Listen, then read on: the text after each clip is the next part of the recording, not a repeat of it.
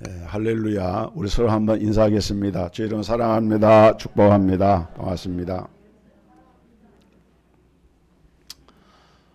2021년도 새해 신축년 첫 주일을 맞이해서 성삼위 하나님의 은혜가 우리 동석교회와 우리 모든 성도들의 심령과 가정에 충만하게 임하기를 주님의 이름으로 축복합니다.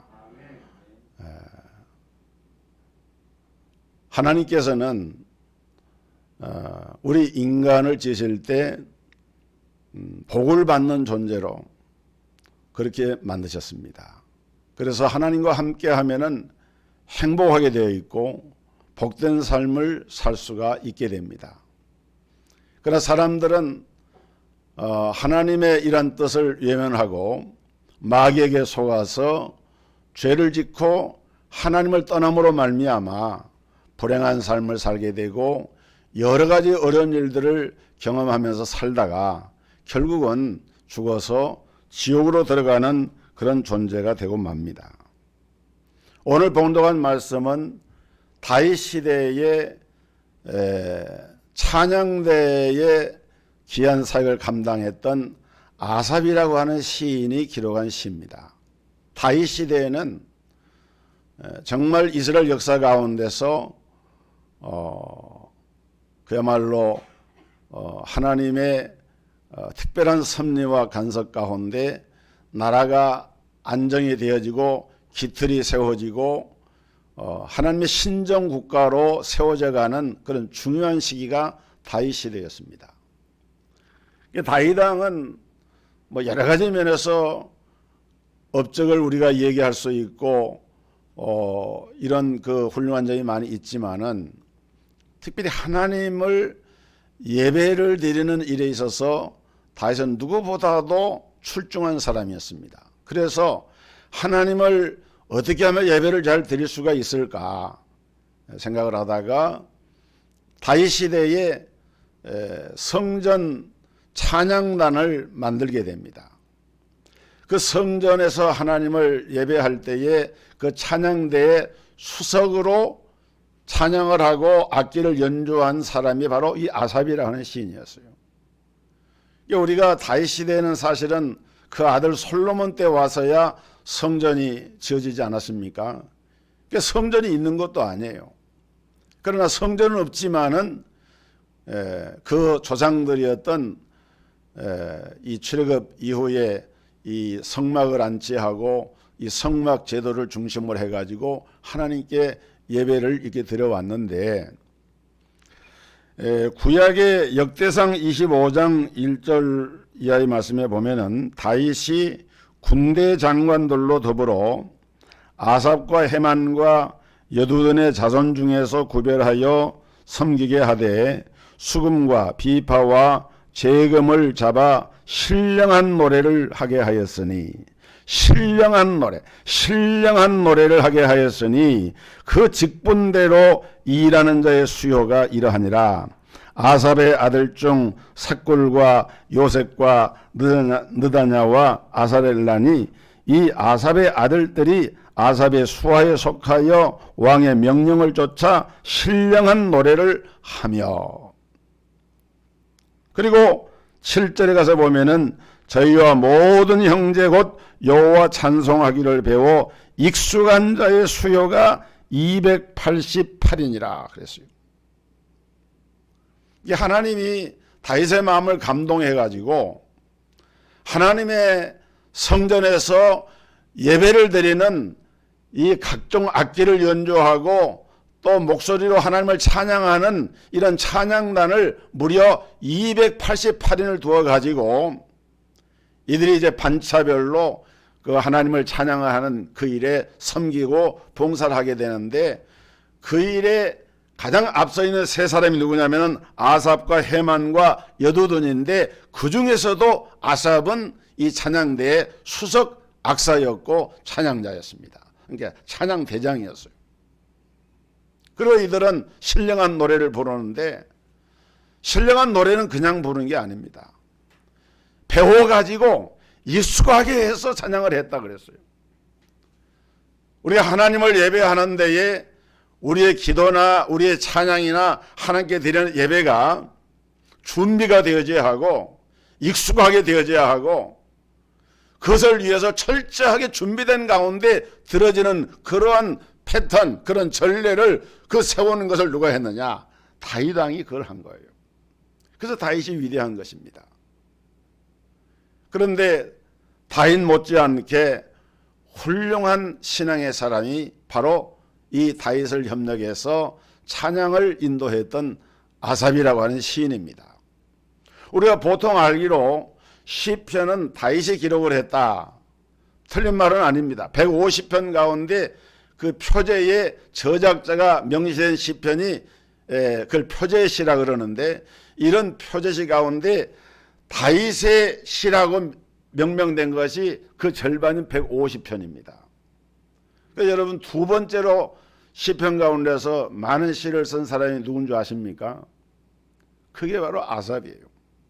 아삽은 오늘 본문 73편부터 83편까지 전체 150편 가운데서 11편의 시가 아삽이 쓴 시입니다. 세 번째로 많이 시를 쓴 사람이 고라 자손의 시인데 84편에서 88편에 5편을 썼어요. 그의 모세의 시, 솔로몬의 시 등등의 시가 있지만은 아삽은 이렇게 시편의 중요한 이런 저자로서 기자로서 하나님께 헌신한 이런 신앙의 사람입니다. 이 아삽이 오늘 본문 봉독한 말씀 23절에 보니까 내가 항상 주와 함께하니 주께서 내 오른손을 붙드셨나이다 이렇게 고백을 했습니다. 또 25절에 보면은 하늘에서는 주 외에 누가 내게 있으리요 땅에서는 주밖에 나의 사모할 자가 없나이다. 하늘을 봐도 주님이고 땅을 봐도 주님밖에는 내가 바라볼 수 있는 분은 주님밖에 없습니다. 사모할 자는 주님밖에 없습니다. 이 신앙을 노래하고 고백한 사람이 아삽입니다. 또 28절에 보면은 하나님께 가까이함이 내게 복이라 내가 주 여호와를 나의 피난처로 삼아 주의 모든 행사를 전파하리이다. 우리 몇 구절만 이렇게 들여다봐도 이 아삽이라고 하는 사람의 그 신앙관, 그 하나님을 경외하는 그 마음의 그 진지한 모습이 여기 잘 나타나 있잖아요. 그러면 우리가 보통 생각할 때 뭐 아삽은 찬양이나 하고 그건 어려움 없이 뭐 잘 살았나 보다 이렇게 생각할 수 있는데 사실은 그 이면을 보면은 그렇지가 않습니다. 아삽은 이런 신앙 고백을 하기까지 많은 시련을 겪었고 갈등을 가졌고 하마터면 실족할 뻔했고 너무너무 가슴 아픈 그런 일들을 사실은 많이 겪었다는 거예요. 그래서 여기 73편 1절에 보면은 하나님이여 참으로 이스라엘 중 마음이 정결한 자에게 선을 행하시나 나는 거의 실족할 뻔하였고 내 걸음이 미끄러질 뻔하였으니 이는 내가 악인의 형통함을 보고 오만한 자를 질시하였음이로다. 왜 그랬습니까? 세상에서 하나님 떠나고 자기 멋대로 살면서도 잘 입고 잘 먹고 잘 살고 형통하게 살고 죽을 때도 아무 고통도 없이 세상을 떠나는 그런 사람들을 보면서 실제로 하나님을 섬기면서 믿음으로 살려고 발버둥치는 그 자기나 자기 주변의 사람들 보면은 고통을 당하고 재앙을 만나고 어려움을 겪는 가운데 있는데 왜 이런 부조리한 일들이 일어나는지 그걸 생각할 때 너무 아삽은 이해할 수가 없었던 거예요. 아마 어쩌면 이것은 오늘날 이 시대를 살아가는 우리 성도들이 신앙생활 하면서 어떤 때 우리가 경험하거나 겪는 그런 심정과 거의 닮아 있는 것이죠. 이렇게 악인들의 형통을 보면서 낙심할 뻔했지만은 그런데 이 아삽은 그것을 깨닫게 됩니다. 어떻게 깨닫게 되느냐? 하나님을 중심에서 믿음으로 사는 사람에게는 비록 잠시는 재앙과 징책이 있어 보여도 반드시 하나님께서 그를 회복하실 뿐만 아니라 그런 재앙과 징책을 넘어서는 하나님의 크신 은혜가 임한다는 사실을 아삽은 이것을 깨닫고 하나님께 감사하면서 이것을 하나님 앞에 고백을 하고 있는 거예요. 그래서 오늘 우리가 2021년 새해를 맞으면서 정말 어려운 지난 한 해를 지나오면서 또 우리의 환경이 지금 바뀌어진 것도 없지 않습니까? 어쩌면은 이 코로나19의 재확산이 우려가 되고 지금 미국이나 남미나 구라파에서 미국은 확진자가 2천만을 넘고 사망자가 34만 명을 넘었어요. 유럽이나 여러 나라들도 지금 영국 같은 데는 변형 바이러스가 또 나오고 이런 것들이 우리 한국에까지 들어오고 우리 주변 환경들이 사실은 작년에 비해서 더 나아진 것이 없습니다. 그러나 그럼에도 불구하고 오늘 우리가 이 한 해를 시작하면서 하나님 앞에 헌신을 다짐하면서 금년 한 해 이 새해를 우리가 어떻게 살아야만 되겠는가 하는 교훈을 이 아삽의 시를 통해서 배우게 됩니다. 이 고백을 통해서. 그 첫째의 대답은 우리가 하나님을 중심으로 사는 것이다. 하나님 중심이라고 하는 말은 바꿔 말하면 인간 중심이 아니라 그 말입니다. 지금 이 문재인 정부가 내건 정부의 슬로건 가운데 하나가 사람 먼저 인간 중심 이런 것을 들어서 많은 사람들이 옹호하고 또 실제로 정책에 반영이 돼가지고 뭐 성소수자 인권 보호 인권 그래버리면 할 말을 못해요. 인권이라고 하는 말 앞에 원래 인권 변호사였고 인권 하니까 인권이라는 말이 너무 중요하잖아요. 그러니까 일반 대중보다도 사회적인 약자, 성소수자 이런 사람들을 저는 좀 타부시하고 경계하고 이렇게 사회에서 외곽으로 밀어내는 면이 있었는데 이제는 그 사람들을 이렇게 높이자는 거예요. 그 사람들을 존중해 주잖아요. 보호해 줘. 그게 나쁜 말은 아니에요. 좋은 말이에요. 그렇게 해야 됩니다. 그런데 문제는 하나님의 말씀이 금하고 있는 것을 초월해서 성경에 명시적으로 말씀하는 것까지도 넘어서서 인간을 중심으로 하고자 하는 이런 정부의 정책이나 이런 것들은 이건 하나님 중심의 사상이 아닌 거예요. 그러다 보니까 하나님이 없다 보니까 인간이 최고의 자리에 있다 보니까 하나님 말씀의 경고나 그런 말씀도 무시하고 지금 정부 정책이 그런 방향으로 나아가는 것들은 우리가 정말 심각하게 오늘 우리 한국 교회가 고민하고 또 대처될 문제예요. 이 코로나19로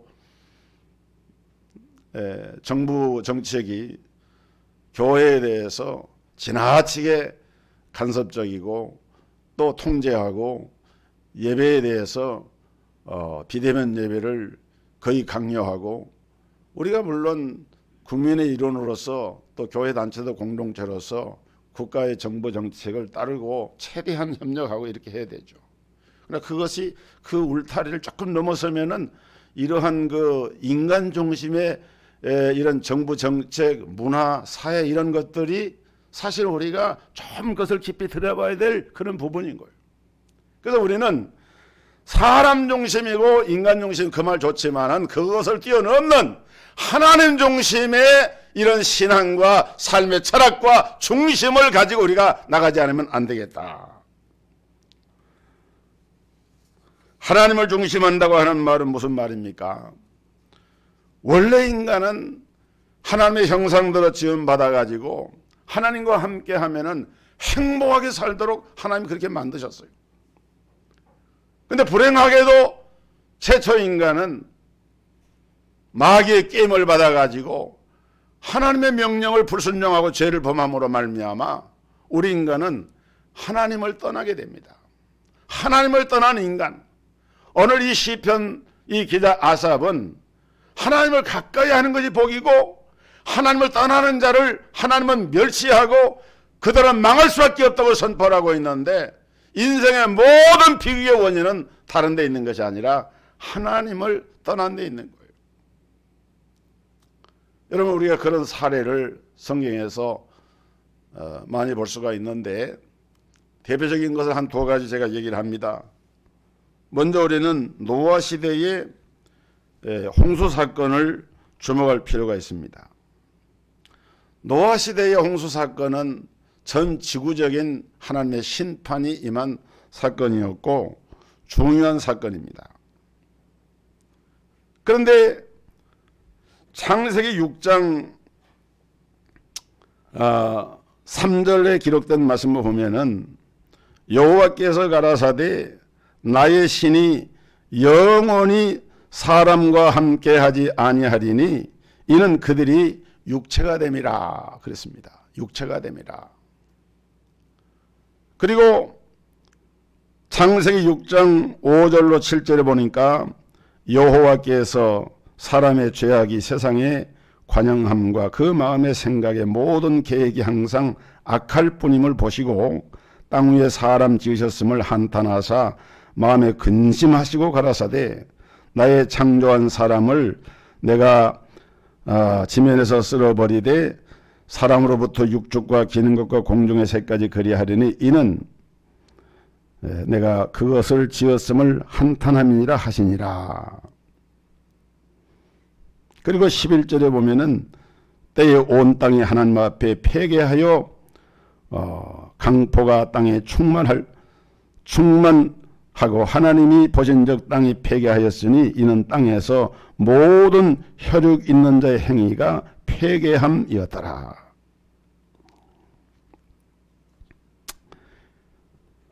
여러분, 뿌리가 뽑힌 나무는 죽게 되어 있습니다. 물을 떠난 물고기는 죽게 되어 있어요.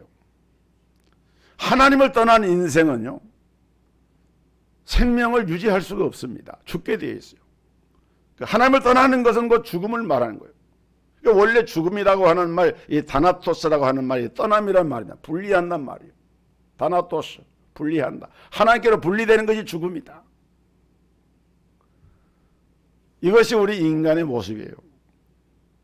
그런데 그 시대에도 창세기 6장 8절에 보면은 그러나 노아는 여호와께 은혜를 입었더라. 노아는 여호와께 은혜를 입었고 6절 9절에 보면은 노아의 사적은 이러하니라. 노아는 의인이요 당세의 완전한 자라. 그가 하나님과 동행하였으며 그가 세 아들을 낳았으니 셈과 함과 야벳이라. 노아는 하나님과 어떻게 했다고요? 동행을 했다. 하나님과 함께 한 거예요. 다른 사람은 다 하나님을 떠나는데 노아는 하나님과 동행을 했어요. 그래서 살아났고 인류가 마지막까지 살아남을 수 있었던 것은 노아와 그 가족 가운데서 하나님의 구원의 역사가 일어났기 때문에 생명을 유지하게 된 거예요. 또 한 가지 사건은 창세기 13장에 나오는 소돔과 고모라의 사건입니다. 창세기 13장 13절에 보면은 소돔 사람은 악하여 여호와 앞에 큰 죄인이었더라. 소돔 사람들은 악하여 여호와 앞에 큰 죄인이었더라. 그리고 19장 14절에 보면은 하나님께서 이제 이 죄악의 성을 멸하시기 위해서 그 성을 멸하러 가시는데 아브라함을 만나서 아브라함의 간청을 들으시고 의인이 10사람만 있어도 그 성을 멸하지 않겠다. 그래서 성을 멸하시는 중에 아브라함을 권념하사 생각하사 아브라함의 조카인 롯과 그 가정을 구출해 내시는 장면이 나옵니다. 거기에 보면은 너희는 일어나 이곳에서 떠나라 하되 그 사이들이 농담으로 여겼더라. 롯의 사이들이 하나님의 말씀, 천사를 통해서 증거된 하나님의 말씀을 들으면서 농담으로 여겼어요. 15절에 보면은 동틀 때에 천사가 롯을 재촉하여 가로되 일어나 여기 있는데 아내와 두 딸을 이끌라. 이 성의 죄악 중에 함께 멸망할까 하노라. 그러나 롯이 지체함에 그 사람들이 롯의 손과 그 아내의 손과 두 딸의 손을 잡아 인도하여 성 밖에 두니 여호와께서 그에게 인자를 더하심이었더라. 만약에 하나님께서 인자를 베풀지 아니하시면은 그때 롯도 거기서 죽는 것인데, 하나님께서 지체하는 롯을 막 손을 잡아가지고 이끌어내시면서, 그래서 롯과 그 아내와 그 딸들이 성에서 밖으로 나와서, 또 롯이 먼 산에 가지 못한다고 청원하니까 소알이라고 하는 성에 들어가서 거기에서 그 난리를 피하도록 하나님께서 구원의 은혜를 베풀어 주십니다. 17절에 오면 그 사람들이 그들을 밖으로 이끌어낸 후에 이르되 도망하여 생명을 보존하라.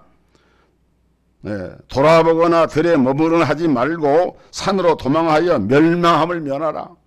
얼마나 그 소돔성의 죄악된 세상 속에 익숙한지, 롯의 아내가 하나님의 경고의 말씀을 들었음에도 불구하고 뒤를 돌아보다가 소음기둥으로 이렇게 생명을 잃는 이런 결과를 가져온 사실을 창세기는 분명하게 말씀을 하고 있습니다.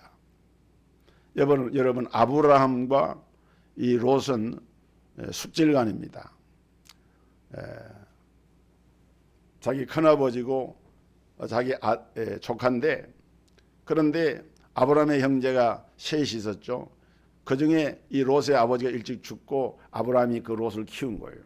그런데 이 아브라함과 롯을 보면은 창세기 13장에 네가 좌하면 내가 우하겠고 네가 우하면 내가 좌하리라. 너는 오늘 택하라. 그래서 롯이 소알들을 바라보니까 넓고 물이 넉넉하고 너무 좋으니까 내가 이것을 가겠습니다.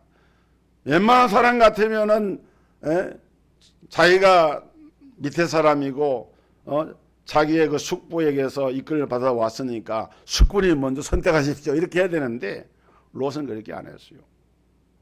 그리고는 그곳에 들어가서 점점 가까이 가다 나중에는 소돔성의 중심으로 사는 그런 결과를 가져왔는데, 우리가 성경에서 주목할 것이 뭔가 하면은 이 아브라함과 롯을 가만히 보면은, 아브라함은 하나님께로부터 명령을 받고 어느 지역을 들어가든지 떠난지 할 때는 반드시 먼저 하나님 앞에 제단을 쌓았습니다.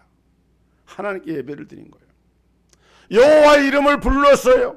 다윗이 하나님을 찬양했던 것처럼 아브라함은 하나님을 예배하면서 제단을 쌓았어요. 그런데 롯의 이야기가 13장부터 여기 지금 어딥니까? 19장까지 그 이야기가 계속 반복해서 나오는데, 롯은 한 번도 하나님 앞에 제단을 쌓고 예배를 드렸다는 장면을 볼 수 없어요. 그럼 뭘 말하느냐? 하나님을 마음에서 멀리 떠난 거예요. 여러분, 하나님을 떠나고 하나님을 만약 중심에 두지 않으니까 롯은 죽음의 고비를 수차례 당하고, 만약에 아브라함을 통한 중보의 기도가 없었다고 하면은 이 롯의 생명조차도 보존하지 못했을 거예요. 그래서 우리가 하나님을 중심에서 산다고 하는 것이 이렇게 중요하다. 이 시편 기자 아삽은 하나님을 가까이 하는 것이 내게 복이다. 하나님을 멀리 떠나는 것은 그 멸망하는 지름길이다. 여러분, 새해를 살아가실 때 여러분 마음속에 그런 다짐을 가지시기 바라요. 나는 금년 한 해를 살아갈 때, 나는 나의 남은 생애를 살아갈 때 하나님을 중심에서 살겠습니다. 하나님을 떠나지 않고 하나님과 동행하는 그런 삶을 나는 살겠습니다. 그런 고백이 있어지기를 주의 이름으로 축복합니다. 이것이 중요한 거예요. 굉장히 중요한 것입니다. 자, 그러면 우리가 하나님을 중심에서 산다라고 하는 말은 무슨 말입니까? 어떻게 하면은 하나님을 중심에서 살 수 있겠습니까?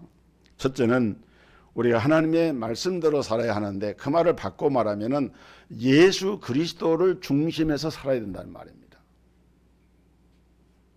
왜냐하면은 여러분 성경 요한복음 20장 30절에 보면은 예수께서 제자들 앞에서 이 책에 기록되지 아니한 다른 표적도 많이 행하셨으나 오직 이것을 기록함은 너희로 예수께서 하나님의 아들 그리스도이신 것을 믿게 하려 하며 또 너희로 믿고 그 이름을 힘입어 생명을 얻게 하려 함이라. 성경을 기록한 목적이 어디 있느냐? 예수가 그리스도이심을 믿게 하려고 성경을 기록했다. 믿어서 영생을 얻도록 하기 위해서 성경을 기록했다. 그러니까 우리가 하나님 말씀대로 산다라고 하는 그 말은 어떻게 보면 굉장히 윤리적이고 도덕적인 어떤 우리의 행위를 말씀에 딱 맞춰서 살아야 한다고 하는 그런 의미로 받아들이기 쉬운데, 사실은 우리가 하나님 앞에 할 수 있는 가장 큰 일은 뭐냐 그러면은 예수를 믿는 거예요. 예수를 내 마음의 구원의 주님으로 믿는 거예요. 예수를 내 마음에 영접해서 내 심령의 보좌의 중심의 자리에다가 예수님을 딱 모시는 것이 바로 하나님 말씀의 중심에 서는 것입니다. 하나님의 형상대로 짐을 받아서 하나님과 함께 살면서 행복을 누리며 살도록 만들어진 우리 인간이 마귀의 게임을 받고 속아서 죄를 짓고 하나님을 떠난 그 결과가 뭡니까? 너희 아비는 마귀니라. 요한복음 8장 44절에 보면은 예수님이 유대인들을 가리켜서 너희 아비는 마귀니라. 너희는 마귀의 자식이다. 마귀의 자녀가 되는 거예요. 하나님을 떠난 자녀는 혈통적으로는 유대인이고 할례를 받고 뭐 대단한 율법을 받는 것처럼 보여도 하나님을 떠나 있는 인생은 마귀의 자녀가 될 수밖에 없는데, 마귀의 자녀들은 일평생 동안 여러 가지 일들로 고생을 하면서 불행하게 삽니다.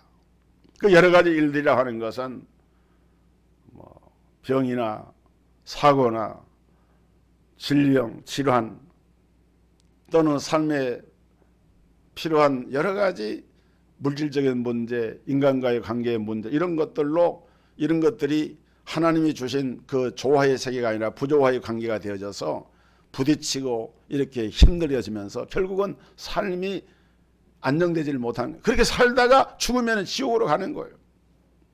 그런데 예수님께서는, 예수 그리스도는 우리의 참된 왕이 되십니다. 예수 그리스도는 우리의 참된 제사장이 되십니다. 예수 그리스도는 우리의 참된 선자가 되십니다. 왕 되신 예수님은 죄로 말미암아 마귀의 종로를 하던 우리의 신분을 바꿔주셨어요. 마귀를 박멸하셨어요.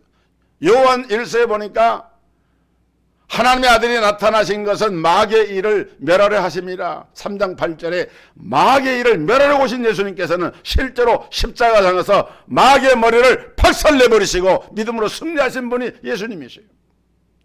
또 예수님은 우리의 참된 제사장이 되셔서 우리의 모든 죄를 용서해 주셨어요. 사죄의 은혜를 주셨어요. 예수는 우리의 참된 선자가 되셔서 하나님 나라 가는 길을 열어주시고 하나님을 만날 수 있는 길을 열어주셨어요. 누구든지 나로 말미암지 않고는 하나님 아버지께로 올 자가 없느니라. 그래서 우리는 내가 곧 길이요 진리요 생명이라고 말씀하신 예수님 말씀대로 우리는 하나님께로 갈 수 있는 킹스 하이웨이, 왕의 고속도로가 쫙 열려진 거예요. 얼마나 귀한 일입니까? 그래서 우리는 먼저 하나님을 중심에 산다고 하는 것은 오직 예수 그리스도를 구원의 주님으로 영접하고 마음의 중심에 모시고 살아가는 삶이야말로 이것이 바로 하나님을 중심하는 삶이다. 두 번째는 하나님의 능력으로 살아야 되는데, 하나님의 능력이 우리 가운데 나타나신 것이 성령의 능력입니다. 스가랴 4장 6절에 이는 힘으로 능으로 되지 아니하고 오직 나의 신으로 말미암아 되느니라. 이 성령님께서 우리 가운데 역사하시게 되면은 우리의 삶이 능력 있는 삶이 됩니다. 성령이 너에게 임하시면 너에게 권능을 받고 그랬잖아요. 능력, 이 두나미스, 이 능력이 우리에게 임하게 되는 거예요. 그래서 삶에 쫓기고 실패하고 낙담하고 우울하고 좌절하고 그런 사람들이 성령의 은혜가 임하게 되니까 부활합니다. 재생을 합니다. 새로운 삶, 신세계 삶을 삽니다. 성령이 역사하게 되니까 주님의 제자들이 성령 받기 이전과 받은 후의 삶은 전혀 다른 삶으로 바뀌어졌어요. 그 성령의 은혜를 우리가 어떻게 받습니까? 성경에 보니까 오순절 날이 이르기까지 저희가 다 같이 한 곳에 모여 전혀 기도하기를 힘썼다. 우리가 하나님 앞에 무시로 기도하면서 성령 안에서 기도하면서 늘 하나님의 성령을 구해야 됩니다. 구하라 그러면 주시리라. 찾으라 그러면 찾으리라. 문을 두드라 그러면 너에게 열리리라. 여러분, 우리 예수 믿는 사람들이 이 힘들고 어려운 삶을 살아가면서 기도할 수 있는 도구가 우리에게 주어졌는데 기도를 하지 않는다, 기도하지 못한다라고 하는 것은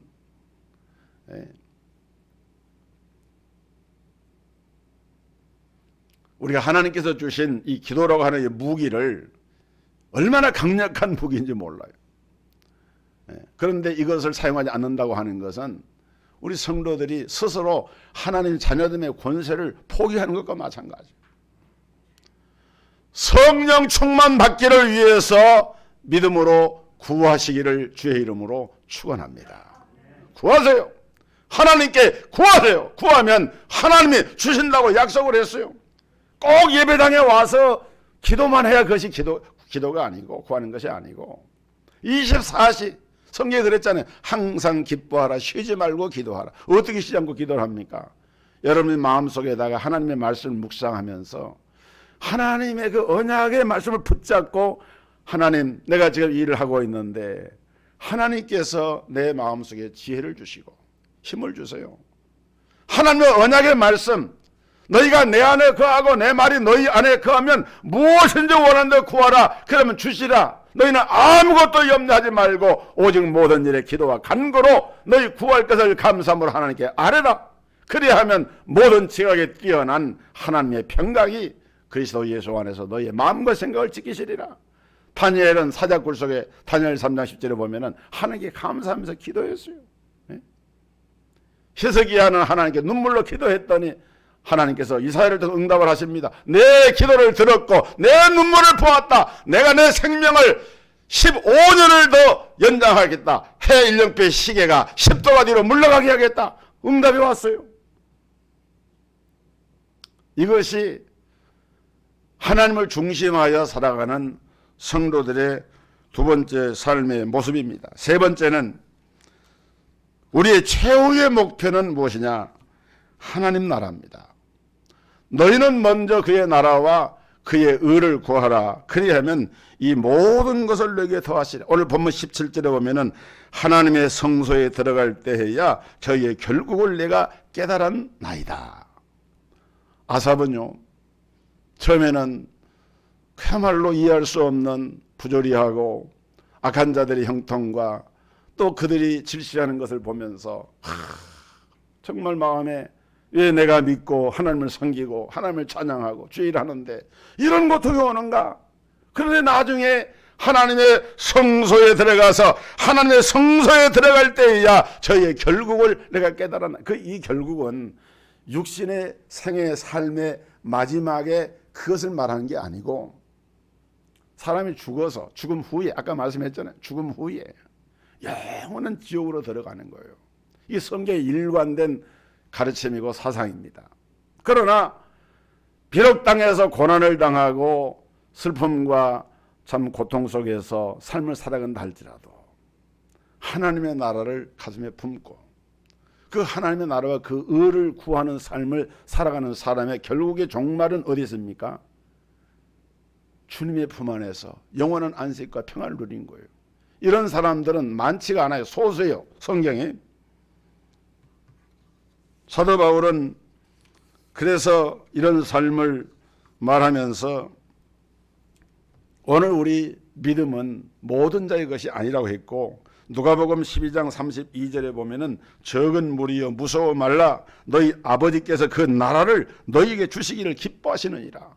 비록 소수처럼 보여도 땅 위에서는 다수가 아닌 소수의 사람으로 분리가 된다 하더라도 세상 사람들이 형통하고 내 삶의 정책과 괴로움과 고통이 있는 그것 때문에 두려워하거나 낙심하는 것이 아니라 너희는 오히려 어떻게 해라? 기뻐해라. 하나님이 그 나라를 너에게 주시기를 기뻐하신다고 이 말씀하면서 너희는 도리어 환난을 당하고 시련을 당하는 것을 오히려 인해서 기뻐하고 하나님께 감사하라라고 말씀하고 있는 것입니다. 오늘 하나님을 중심하여 살아가는, 그래서 예수 중심, 오직 예수, 오직 성령, 오직 하나님의 나라를 중심으로 해서 금년 한 해를 사시고 남은 생애를 살아가는 복된 승리자가 되시기를 주의 이름으로 축복합니다.